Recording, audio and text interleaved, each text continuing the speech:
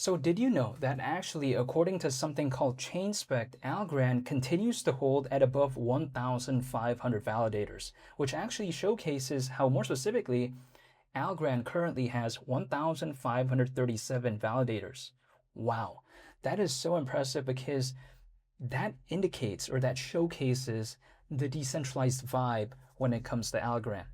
So much so, actually, that the Nakamoto coefficient score when it comes to Algorand, because of this, right, is actually currently at 13. Now, what does that even mean?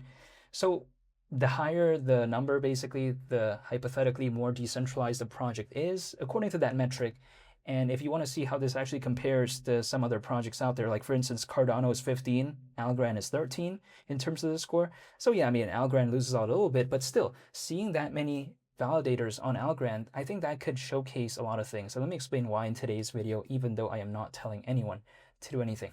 So first of all, if there are a lot of validators, especially when it comes in the case of Algorand, it showcases that hypothetically the project is more decentralized, right?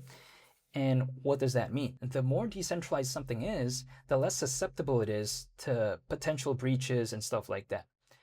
Let me just give this as an example. Let's say, I have this, backpack, right? But yeah, besides that point, this sling bag or whatever it's called. But imagine if, let's say, I had 100 of these.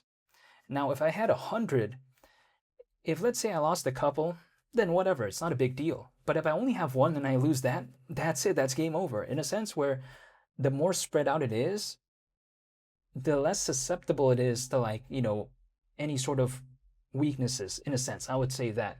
Just in a sense where, again, imagine if, let's say, I had 1,000 different places to store my items.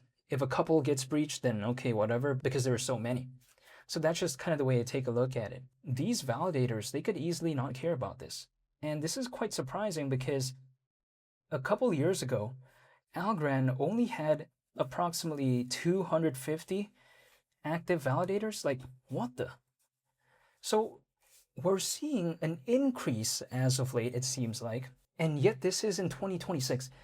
Seeing over 1,000 active validators for Algorand in 2026, could you imagine how difficult that is? So yes, some people are leaving, but some still seem to care. And apparently over 1,500 validators, they seem to care as of right now, which is, again, very shocking to me because I wouldn't expect this. Because a couple of years ago, Algorand was arguably something that had a better sentiment than right now. People viewed it more positively a couple years ago when compared to right now. Yet, there was like 250 validators back then. Now, there's over 1,500. So we gotta let that sink in. This is the type of stuff that sometimes people don't really take a look at because they only take a look at the price charts. But if I only take a look at the price charts, it doesn't tell the full story. People oftentimes like to ask me why I don't pull up a price chart and draw some random, triangles and all this. Well, it's because if I did that, I'm not going to be able to really focus on the fundamentals and the updates and all this. Then I'm only focusing on the charts. And also, if I only focus on the charts, how does that do anything for me? The market is not going to care. It's not like if I draw some random things on a price chart, I'm randomly going to know when things could recover. No way. The market is going to recover whenever it wants to. It doesn't ask for my input. It doesn't ask for my drawings. It doesn't ask when I feel like it should. No, it doesn't care about all that. The market's going to do whatever it wants to do. And personally for me, I know that I can't control anything when it comes to that, which is why I'm just waiting and holding, and that's really about it. But in the meantime, though, seeing that many active validators when it comes to Algorand, that I think showcases a story where it's not necessarily forgotten about. And given at a time when Algorand is actually doing quite bad, the fundamentals seem to be improving. So that, I think, is quite telling when it comes to Algorand, especially as a layer one blockchain. Now, the price, yeah, I mean, not really much to go off of there. Market cap still at approximately 700 million. So, I mean, not really much to talk about there. It's still around basically over 5 times away from January of 2025. Now, here's the thing. People like to tell me, well, if it only goes back there, that's so boring. But why though?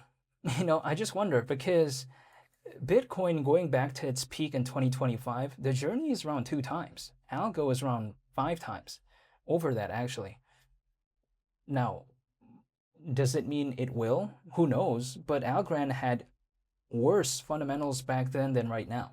And it was still able to reach that before. So if the market sentiment were to just go back there again, would Algo going back there surprise me? I don't think it would. And that's not the peak when it comes to Algo. Because in January of 2025, the market cap was around 3.9 billion almost 4 billion basically. The market cap in 2021 at its peak was what, around 13 billion. So keep in mind, we're at this point where we are around, right?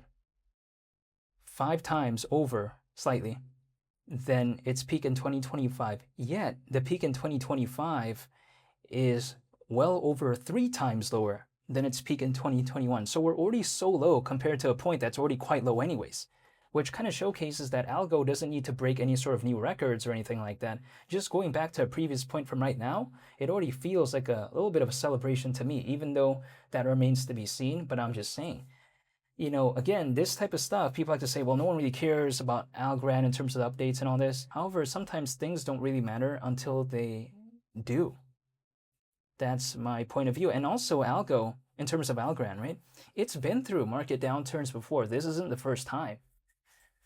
And Algorand has historically showcased that if the market were to recover, it's not something that is necessarily just forgotten about like that. That's not really, how it has been. Just take a look at it, historically speaking, when it comes to the charts. It's something that has kind of moved along with the market, either sometimes good or bad, which, it could have its plus and minuses, but I'm just saying still, at least it showcases that, if the market sometimes isn't doing the best, okay, yeah, it goes down, but a lot of projects are also down, but sometimes it's not necessarily forgotten about if the market were to recover. And I've seen that multiple times before, so yeah. Personally, I'm just still holding and waiting, even though I'm not telling anyone to do anything. But again, seeing that recent statistic showcasing at over, or should I say, let me rephrase this, right? That recent statistic, according to ChainSpec, showcasing over 1,500 active validators on Algorand, I thought that was quite legendary, given at a time like 2026. So could you imagine, maybe what this would look like if, let's say, the market conditions were a bit better, let's say, or way better? If we consider how a couple of years ago it was at around 250, now it's at over 1,500. If the market conditions were way better, if the amount of validators was way more than right now, wouldn't surprise me at all. Maybe, I don't know, 3,000, 4,000? I know that seems like a stretch, but, who knows, right? We're already seeing these type of numbers right now, so who knows what it could be if the market were to truly recover. But that remains to be seen. I'm still holding and still waiting again, like I mentioned just now. But I'm not telling anyone to do anything, and I'll be sure to make more updates moving forward. I want to say thank you so much for watching, and I hope you all have a very wonderful, fantastic, and amazing day. It's Lee the Captain. I'm out. Peace. Bye.